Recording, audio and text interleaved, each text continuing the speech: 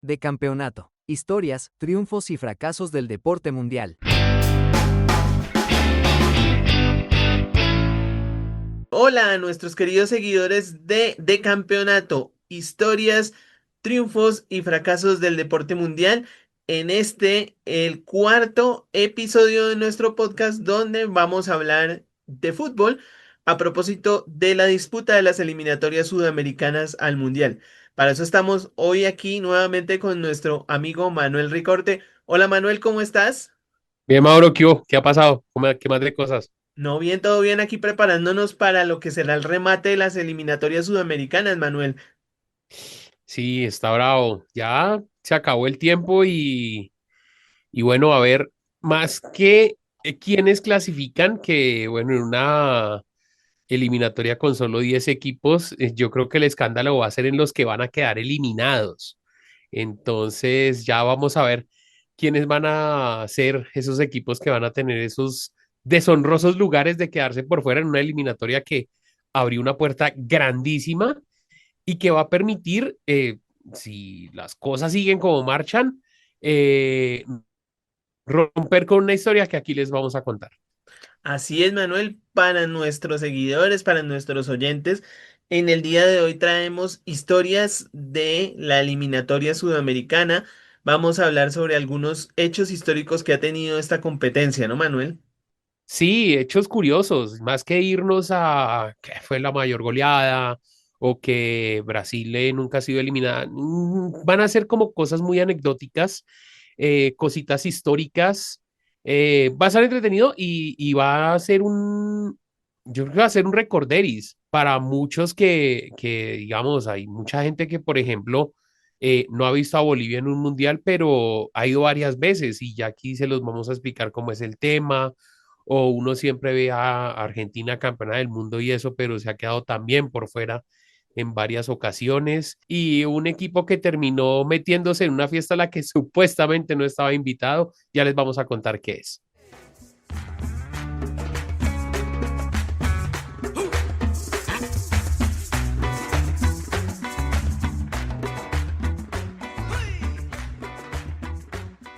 Bueno, Manuel, sí, sí, y vamos a arrancar precisamente por esa anécdota que tiene la primera clasificación de Colombia a una Copa Mundial de la FIFA que ocurrió hace ya tiempo, bastante tiempo, ¿no? Para 1962, Manuel.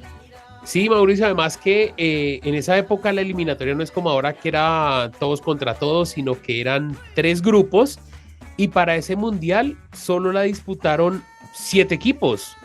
Brasil no jugaba porque venía de ganar el mundial, o sea, el campeón tenía ese honor de ya meterse directamente al campeonato del mundo siguiente. Esto ya no sucede, ya el campeón del mundo tiene que jugar eliminatoria.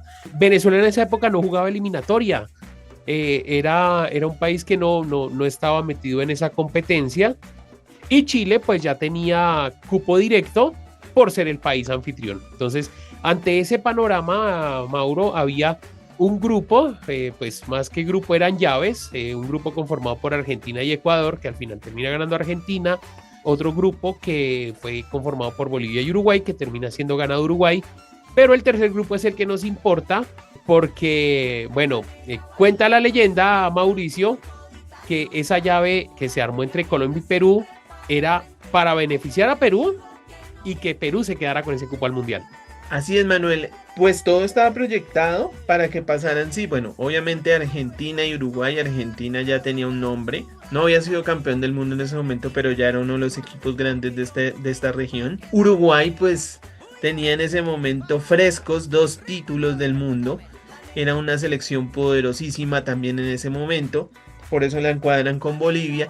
Y lo que usted dice, Perú y Colombia. ¿Qué pasa? No es que los chilenos quisieran mucho de pronto que sus hermanos peruanos con los que siempre han tenido una rencilla, con los que siempre han tenido algo de antipatía, fueran a ir al mundial, sino que ellos lo proyectaban diciendo, bueno, es un país vecino, puede venir mucha gente de Perú aquí al mundial, es solo cruzar la frontera y ya están acá en Chile.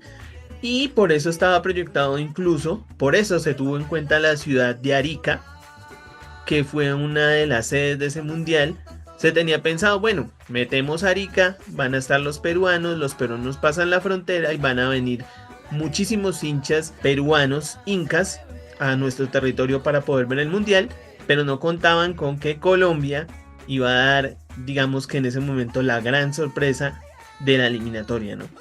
Sí, y es que nombre por nombre, bueno, en esa época Perú era uno de los equipos favoritos, uno de los equipos atractivos que tenía el continente, y Colombia pues venía ya en un proceso, ya con un campeonato profesional que ya estaba cercano a los 12, 14 años de profesionalismo y ya empezaban a despuntar algunas figuras.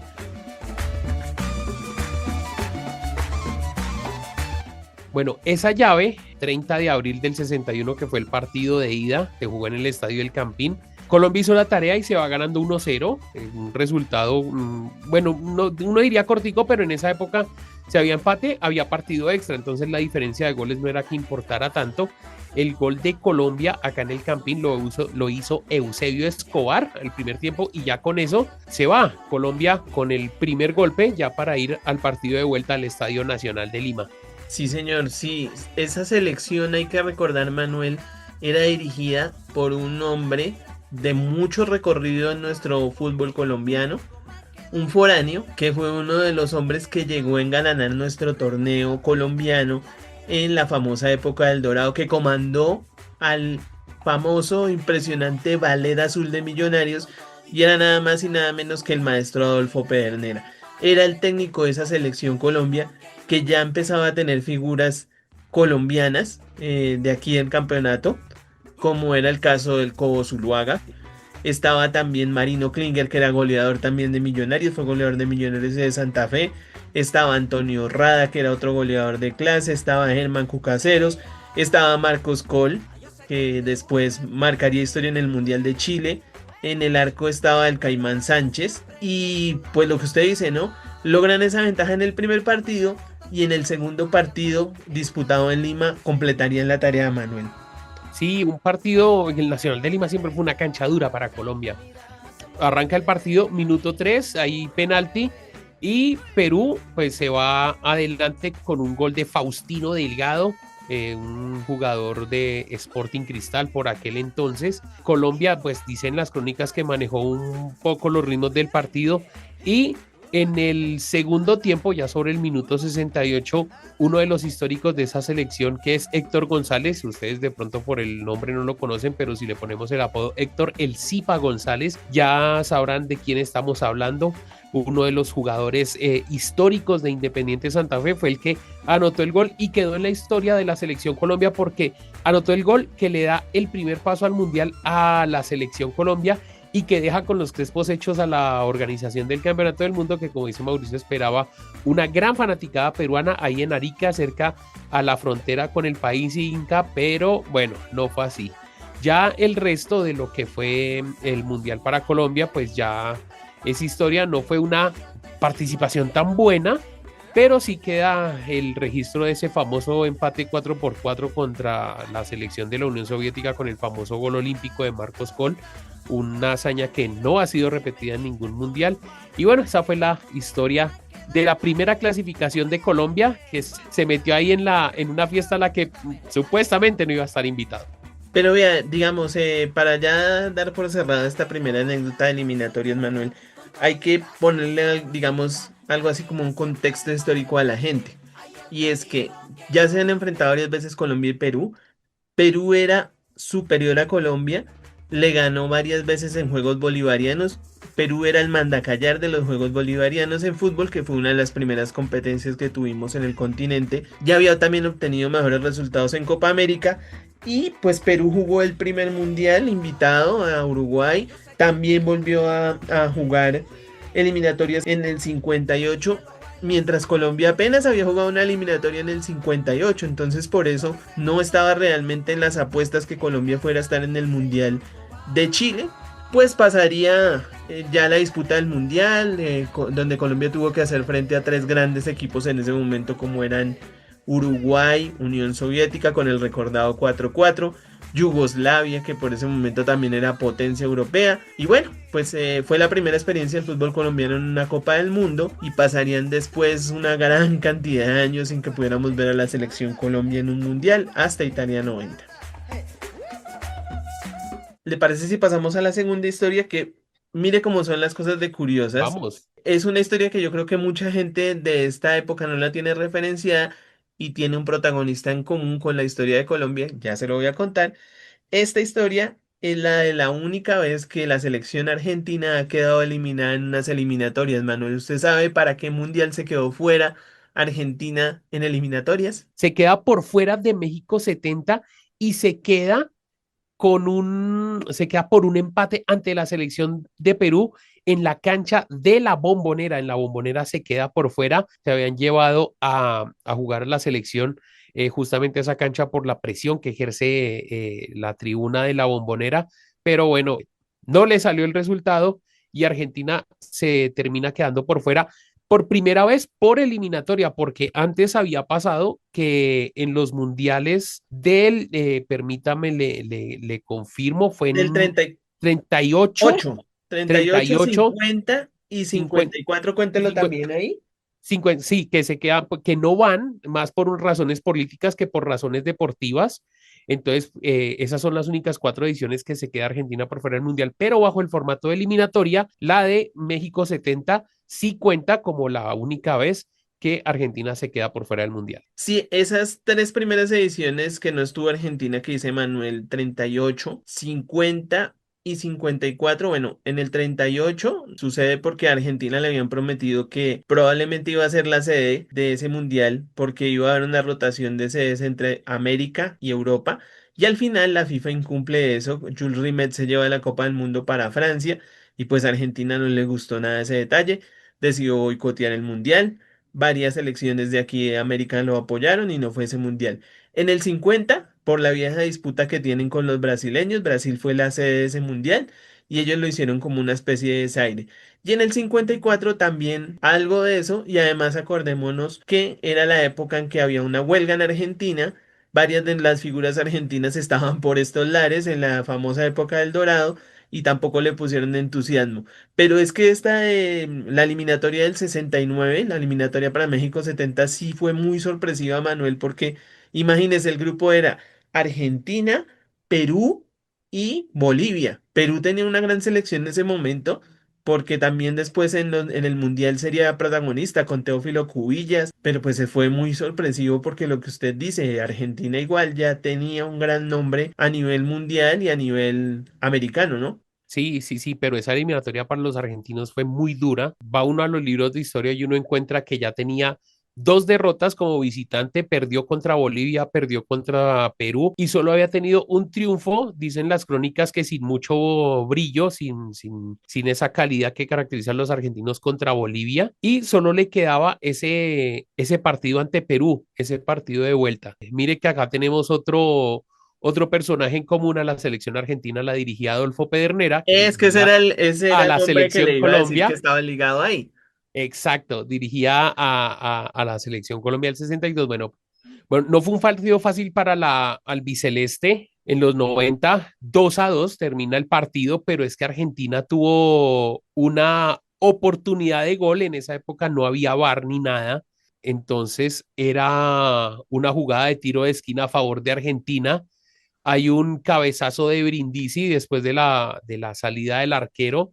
Se supone que hubo gol, bueno, hubo gol, se celebró, pero el árbitro pitó falta en ataque y tiro libre a favor de Perú. Ahí se invalida el gol y pues ahí se derrumban las aspiraciones argentinas para llegar al Mundial. Se acabó el tiempo y esa es la historia de cómo Argentina se queda por fuera de ese Mundial de México 70 a manos de Perú. Ya retoque el perfumo, ya viene todo el cachito, ahora para velocidad, rescata cachito, remate.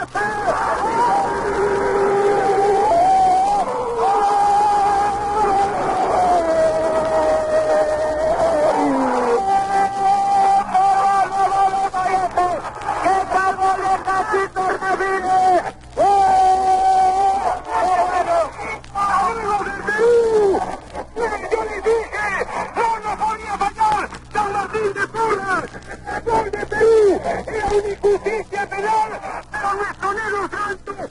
Vea, Manuel, y dos datos ahí.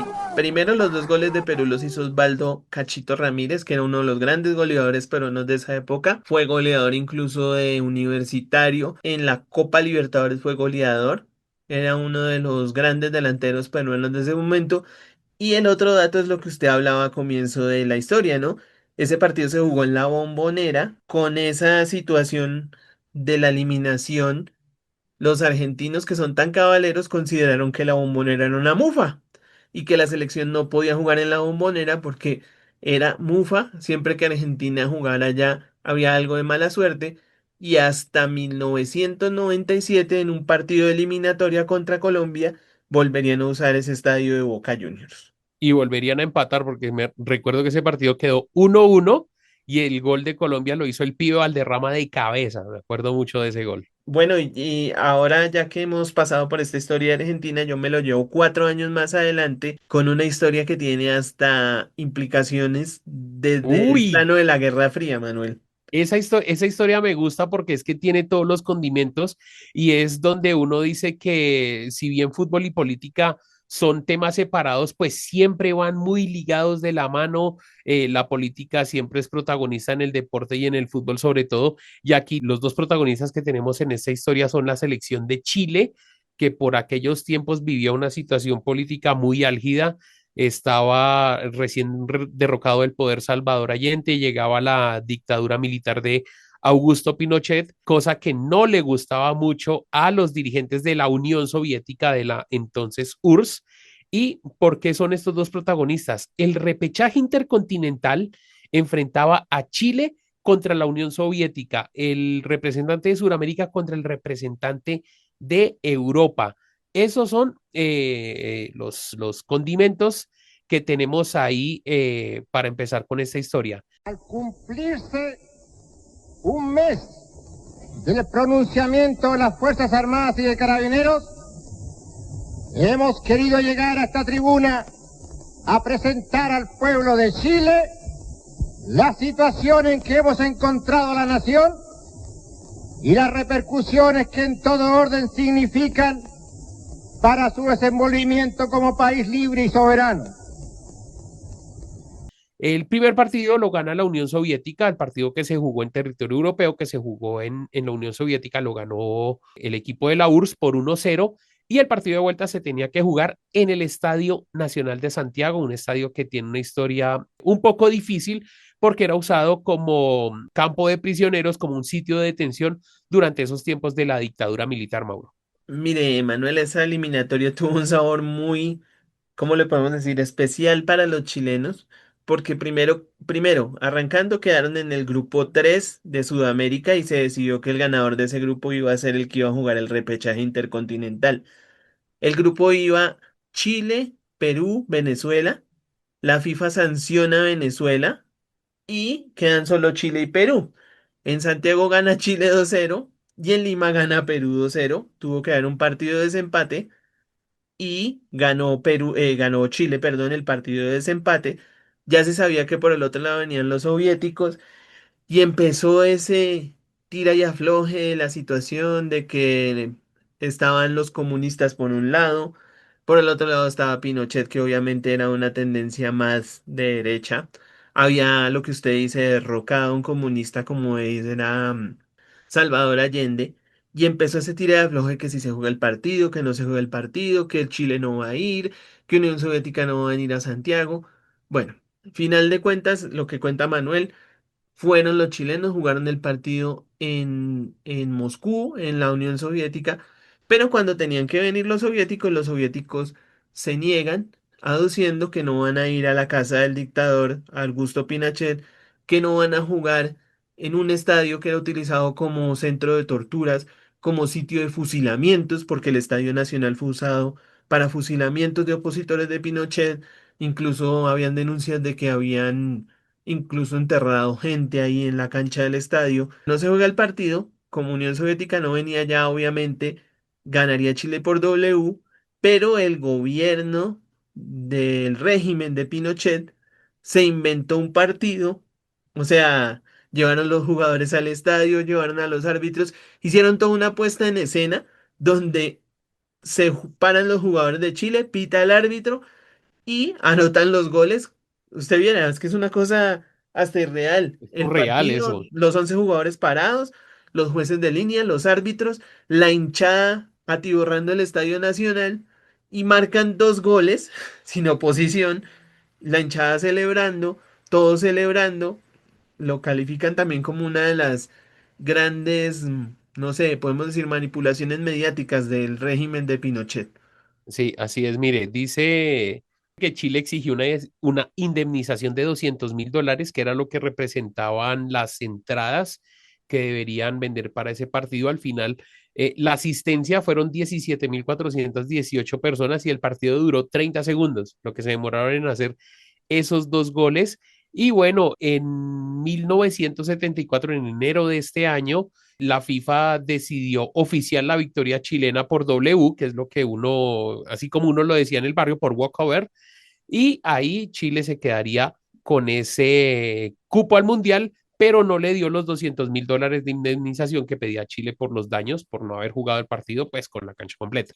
¡Atención a chilena de corazón! ¡Sachi! ¡Viva Chile! Bueno, y Chile se queda con ese cupo al Mundial, pero no la pasó nada bien en el Campeonato del Mundo. No, no, no, le tocó compartir grupo con Alemania Occidental, que era la local de ese Uf, mundial, con duro. Alemania Oriental, vea cómo son las cosas de curiosos, otra nación comunista, y con la selección de Australia, Manuel, su selección favorita. Sí, perdió con Alemania Occidental, empató con Alemania Oriental y empató con Australia, apenas se fue con 2 puntos de la cita mundialista. Bueno, no fue una experiencia tan agradable para la delegación chilena en la Copa del Mundo de Alemania.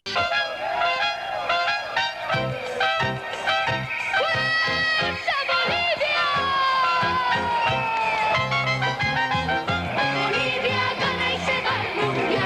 Bolivia gana y se va al mundial. Bolivia gana y se va al mundial. Bolivia gana y se va al mundial. Se va, se va, se va al mundial. Se va, se va, se va al mundial. Se va, se va, se va al mundial. Se va, se va. Vamos a pasar a otra historia que es la de la única clasificación boliviana a la Copa del Mundo de Estados Unidos 1994, Manuel, porque hay que explicarle a la gente. Bolivia ha estado en 3 mundiales hasta la fecha, pero las 2 primeras veces que estuvo como invitada. O sea, fueron 2 mundiales, el Mundial de Uruguay 1930 y el Mundial de Brasil 1950, donde para completar el cupo de los equipos que iban a participar en el Mundial ante la renuncia de varias naciones europeas, pues se invitó a Bolivia, ¿no? En esa ocasión estuvieron compitiendo varias naciones sudamericanas. En ese 1930 estuvo Bolivia, estuvo Argentina, bueno, obviamente Uruguay, Brasil, Chile, Paraguay, Perú. Podríamos decir que era un mundial como con más sabor a Copa Suramericano, más América, bien. ¿no? Y para el Mundial del 50 también se invitó a Bolivia y fue curioso porque incluso compartió el grupo, eran solo 2 equipos, con la selección que finalmente fue la campeona, que fue Uruguay. Y bueno, solo hubo un partido en ese grupo y se llevó una goleada terrible, el pobre Bolivia 8-0. Pero ya para el Mundial del 94 consigue su clasificación en las eliminatorias. Sí, ya aquí cambia un poco el formato de eliminatoria. Siguen siendo grupos, pero esta vez el continente se divide en 2 grupos. Pues la idea eran 5 por cada grupo, pero en el grupo A fue un grupo de 4 que fue donde estuvo Colombia y en el grupo B, que es el grupo donde está nuestra protagonista, la selección de Bolivia, compartió grupo con Brasil, con Uruguay, con Ecuador y con Venezuela, un grupo bastante difícil el que tenía ahí que enfrentar la selección boliviana. Ustedes se preguntarán por qué un grupo de 5 y un grupo de 4 si ninguno de los países suramericanos fue campeón del mundo ni fue organizador. Recuerden que en la historia anterior, la famosita trampa de Chile del Cóndor Rojas la dejó por fuera de este mundial, la dejó desclasificada y por eso teníamos número impar de selecciones para la eliminatoria. Bueno, pues Bolivia tuvo que enfrentar este grupo y la mayor parte de su clasificación la sacó en casa, la sacó en La Paz, le sacó la ventaja a la altura, pero eso sí, acompañado de una generación de futbolistas muy brillante la que tuvo la selección Bolivia, así que me acuerde Juan Manuel Peña, el Diablo Echeverry, Miguel Rimba, Miguel Rimba, Marco sí, Sandy, que eran tradicionales. Acuerde de cuando los que somos de la época de los 90 sí, que veíamos jugar la Copa América, tenemos una muy gran referencia de esos nombres. Cristaldo, que era uno de los habituales, Julio César Valdivieso, Erwin el Platini Sánchez, que era llamado así porque tenía características de juego similares al jugador francés. Uy, habían jugadores, pues eran buenos, ¿no? Cumplidores. Y sí. duraron mucho tiempo en esa selección boliviana. Sí, sí, sí. Entonces, así para recordar la campaña de Bolivia, pues es que arrancó pisando duro y en condición de visitante porque le metió 7-1 a Venezuela en Puerto Ordaz. Después le ganó a Brasil un triunfo histórico sobre la selección brasileña 2-0, le ganó en La Paz. Después tendría fecha de descanso y volvería con triunfo en La Paz 3-1 sobre la selección de Bolivia para cerrar esa primera ronda nuevamente en La Paz con un ajustado triunfo 1-0 sobre Ecuador y hasta la primera ronda, campaña perfecta para la selección boliviana que terminaba líder de la eliminatoria hasta ese momento y ya pues le empezaba a sonreír la fortuna un poco. Sí, señor. Bueno, después, en los partidos de vuelta, Bolivia le gana nuevamente a Venezuela en La Paz, 7-0. Esa Venezuela, pues era todavía podemos La decir, el Cenicienta. embrión, la famosa Cenicienta del fútbol sudamericano. Hasta ahora estaban empezando a aparecer esos nombres de jugadores que ayudarían al crecimiento del fútbol venezolano. Después tiene que comerse un 6-0 contra Brasil en territorio brasileño. Manuel pierde contra Uruguay en Montevideo 2-1 del Centenario. Y en la última fecha clasifica tras empatar 1-1 con Ecuador en Quito. En esa misma fecha Uruguay se mide a Brasil en el Maracaná y pierde, ¿cierto, Manuel? Pierde, sí, pierde 2-0. Pierde 2-0 contra Brasil. Eso ya estamos hablando de la fecha de septiembre, imagínense, Sí, septiembre del pero póngale 93. cuidado. ¿Dónde sacó? Porque el grupo termina con Brasil 12 puntos, Bolivia 11 y Uruguay 10, ¿no? Pero ¿dónde sacó ese punto de más, ese punto extra la selección boliviana? Pues sencillo, en esa victoria histórica que usted decía que tuvo en La Paz contra Brasil. Mientras Bolivia le ganó 2-0 a Brasil, Uruguay empata con Brasil en el centenario de Montevideo y ahí está el punto que le dio la clasificación a los bolivianos. El que no salta es brasilero, el que no salta es uruguayo, el que no salta es venezolano, el que no salta es del Ecuador, el que no baila es brasilero, el que no baila es uruguayo, el que no baila es venezolano, el que no baila es del Ecuador. Esta vez vamos al mundial de la mano de la selección. Una tarea difícil, ¿no? Porque si nos ponemos a mirar, ese Brasil en el Mundial de Estados Unidos 1994 fue finalmente la campeona del mundo, ¿no? Tenía gente muy buena como Romario, Bebeto, Dunga, Tafarel, Jorginho, Branco, Marcio Santos, Mauro Silva, un equipazo realmente. Sí, esa selección brasileña que a la postre fue campeón, sí, bueno, se quedó con el grupo y Bolivia se quedó con el segundo lugar del grupo. Y bueno, el tiquete directo a su primer mundial vía eliminatorias, que sería para el Mundial de los Estados Unidos 94. Esa selección la dirigía un español, Xavier Ascargorta, que es el único seleccionador ahí a cargo de Bolivia que ha logrado esta hazaña en esta eliminatoria. Estuvieron cerca, mandaron a la selección para el alto, pero no les funcionó el resultado, no les funcionó el tema de altura. Todavía tienen unas muy leves opciones, pero la verdad va a ser muy difícil que repitan clasificación al Mundial. Mire, y ese partido que se jugó en el Monumental de Guayaquil, ese partido entre Ecuador y Bolivia, lo dirigió un colombiano, lo dirigió el famoso JJ Toro, árbitro célebre de Colombia de los 90. Ese sería el Wilmer Roldán de esa época, más o menos. Otra cosa, ¿no? Es que esa eliminatoria sudamericana pues fue muy particular porque pues como usted lo decía al comienzo, estaba dividida todavía en grupos. Fue la última eliminatoria que se jugó con ese formato y terminan clasificando Brasil, Colombia y Bolivia, ¿no? Colombia recordando el célebre 5-0 con Argentina, ahora que estábamos recordando que la única vez que Argentina se quedaba eliminada del Mundial por vía eliminatorias, estuvo Argentina más cerca de quedarse por fuera de un Mundial. La vez que estuvo más cerca de quedarse por fuera de un Mundial, porque tuvo que ir a jugar el repechaje intercontinental contra Australia. Y esa selección boliviana, esa selección boliviana, logró bueno, 3 años después del Mundial, 4 años después de la eliminatoria, llegar también a la final de la Copa América que organizaron los bolivianos en su casa y perdió contra Brasil la final de la Copa América.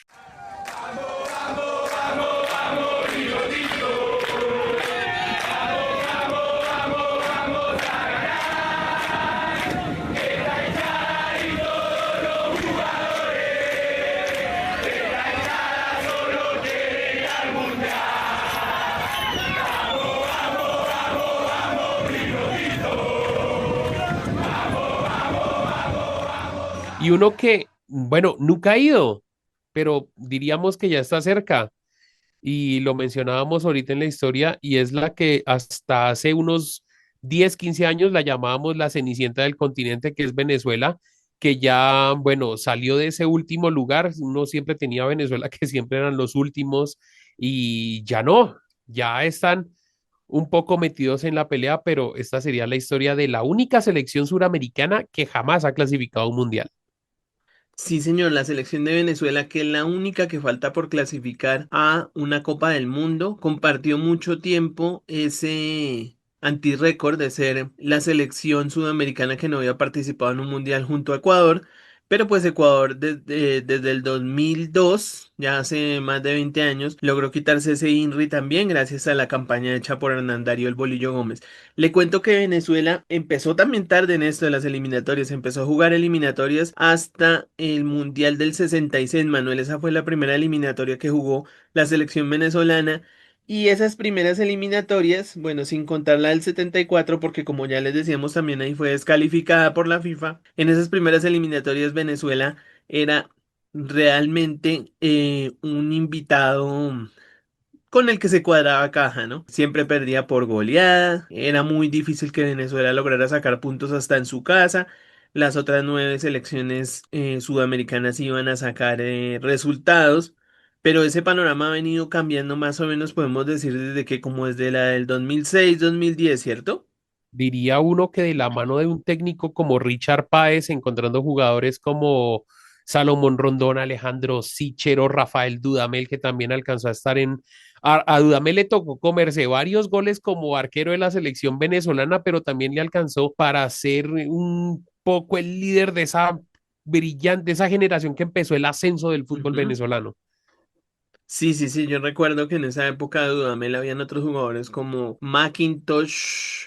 Eran Porque jugadores que eran empezaban a dar Stalin Rivas, que jugó acá en Colombia, ¿no? Stalin Rivas, sí, señor. Eran los jugadores que empezaban como a... Yo me acuerdo que en esa época uno decía, uy, pero Venezuela empató y uno se le hacía grandísimo ese resultado de la selección venezolana. Y ahora últimamente en las recientes eliminatorias han conseguido unos resultados muy importantes, ¿no? Ya le han logrado ganar a países de más tradición como Argentina, como Uruguay, como Chile, como Paraguay. Colombia también lo ha sufrido. Colombia, recordamos esa vez que ganó aquí Venezuela contra Colombia en el Metropolitano con un golazo de Juan Arango. Y pues está muy cerca esta vez de concretarse por lo menos su paso a la repesca intercontinental, Manuel. Está muy cerca en estas jornadas de poderse concretar ese paso. Sí, un poco beneficiada por esa amplitud de cupo. Recordemos que para el Mundial de Estados Unidos, México y Canadá ya tendremos 48 selecciones, y bajo este nuevo formato por Sudamérica clasifican 6 selecciones y medio cupo de repechaje. Y ahí Venezuela, desde que arrancó la eliminatoria, ha estado metida. Nunca ha tenido el cupo como en riesgo, sino siempre ha estado ahí entre el puesto 6, incluso alcanzó a estar un poquitico más arriba, cuarta, tercera, si mal no recuerdo. No solo la amplitud de cupos, sino que está mostrando un buen fútbol y una buena generación de jugadores, la selección venezolana, y que está a 2 partidos de lograr consolidar su primer cupo al Mundial. Y pues diría uno, ya Conmebol sería la única confederación que se puede dar el lujo de decir, oiga, todas mis selecciones han jugado por lo menos una vez el Campeonato Mundial. Aunque bueno, sí, son solo 10 selecciones, pero yo creo que es un logro que Conmebol estoy seguro que va a sacar pecho de esto.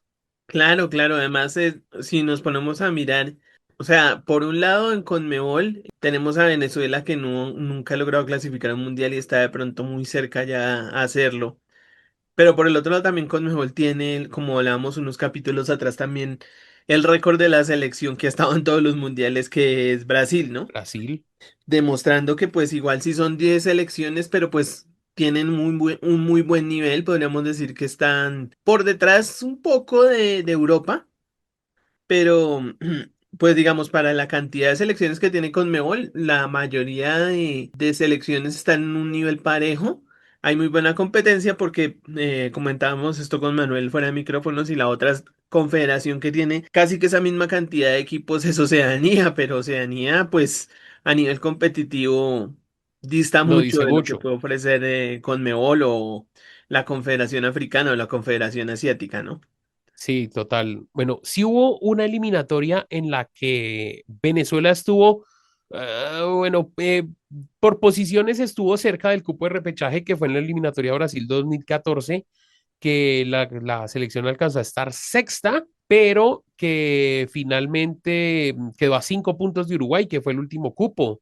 Entonces, por puntos quedó lejos, pero bueno, estuvo ahí tocando la puerta de meterse a ese mundial y esa selección también era bastante buena. Ahí me acuerdo a Salomón Rondón, Juan Arango, bueno, una selección brillante la que Tomás tenía Venezuela. Rincón, que creo que todavía Tomás está Rincón, todavía por ahí. sí, sí, sí, sí, Sichero que Chero, usted sí. lo nombraba. No sé si alcanzaría o no a estar también ahí Fariñez. Es que realmente, No, y no alcanzó a estar. no, pero ahora realmente que usted también nombraba a Dudamel. Dudamel es muy clave en ese proceso, tanto como jugador como técnico. Recordemos que Venezuela llegó a ser subcampeona mundial sub-20. Eso le iba a decir. Rafael Dudamel logró sacar una gran generación de futbolistas de ese equipo y varios de ellos lograron estar en la selección mayor, ¿no? Sí, eso le iba a decir que muchos de esos jugadores subcampeones mundiales con Rafael Dudamel, que entre esos sí estaba Wilker Fariñez, pues hacen parte de esta selección venezolana que al momento de hacer este podcast, bueno, esto no es un programa en vivo por si antes de que nos vayan a dar palo ni nada, al momento de grabarlo está séptimo, o sea, está en el cupo del repechaje. Está ahí agarrado por un punto de ese lugar de repechaje y su rival es Bolivia. Recuerden en la cápsula anterior que también les dijimos que estaba ahí cerquita de poderse meter en esa pelea, pero bueno, esperar a ver. Venezuela en esta eliminatoria, séptimo lugar, que ese es como su peor puesto en la eliminatoria. Es que viene de una seguidita de estar, perdió 2 partidos seguidos, bueno, ha estado un poco irregular en esa segunda vuelta, tiene 18 puntos, está a 4 puntos de Colombia, que es el sexto lugar de la eliminatoria, y estaría a un punto ya de salvar el cupo del repechaje. Y ya, pues, de ahí para adelante, para Venezuela ya lo que haga será ganancia. Sí, porque lo que usted dice, seguramente como este capítulo queda alojado en las plataformas de podcast, pueda que alguna persona lo escuche y ya han pasado los partidos decisivos de esta eliminatoria. Y hay que decirlo, o sea, así no clasifique directamente al Mundial. Estar en el repechaje intercontinental, en la repesca intercontinental para Venezuela es un gran logro. Bolivia, ya que contamos la historia que Bolivia estuvo en el Mundial 94, Bolivia sí ha estado en un repechaje intercontinental. Lo que pasa es que eso fue hace mucho tiempo, Manuel, y eso fue para las eliminatorias al Mundial del 78, imagínese. Y a Imagínense. Bolivia le tocó también lo mismo que hablábamos de Chile, que Chile le tocó enfrentar a un europeo como Unión Soviética, a Bolivia le tocó enfrentarse contra Hungría. Y Uy, Hungría, durísimo. uy, claro, y fue goleada y todo en Budapest.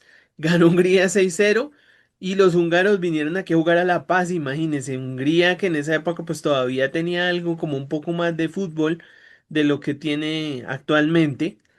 Vino aquí a La Paz y ganó 3-2. Entonces, si Bolivia llega a estar en el repechaje, pues no será extraño para los bolivianos, pero para Venezuela sería un gran logro. Sí, total. Venezuela se aferra a ese cupo de repechaje. Y ahí está la historia. Eso sí, los venezolanos con mucho ánimo, pues a ver, todo el mundo sabe que Venezuela es más un país de béisbol, donde el béisbol es rey, pero donde fútbol han venido creciendo mucho y esta selección ha levantado mucho el ánimo de la gente. Es más, uno ve el Monumental de Maturín, que es el estadio donde está haciendo de local Venezuela, y ese estadio siempre es lleno, siempre es una caldera, y los problemas políticos ahí no importan tanto, sino todo el público está en favor de su selección y de lograr ese tan anhelado cupo al Mundial. Y con las populares, ¿cómo se puede decir? Trapos, pancartas, banderas con la frase, ¿no?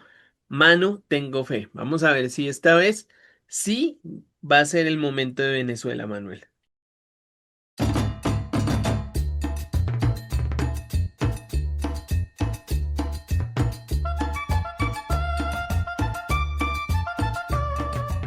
Bueno, ¿qué tal las historias, Mauro? Interesantes, seguramente se nos quedan algunas por fuera, pero queríamos traer de selecciones que no fueran como tan tradicionales en la cita orbital, porque bueno, de Argentina hay mil historias, de Brasil, que hablar de Uruguay, los primeros campeones del mundo, pero tener historias de Bolivia, de Perú, de Venezuela, incluso de la misma Colombia, bueno, es interesante poderlas traer aquí para que todos las conozcamos.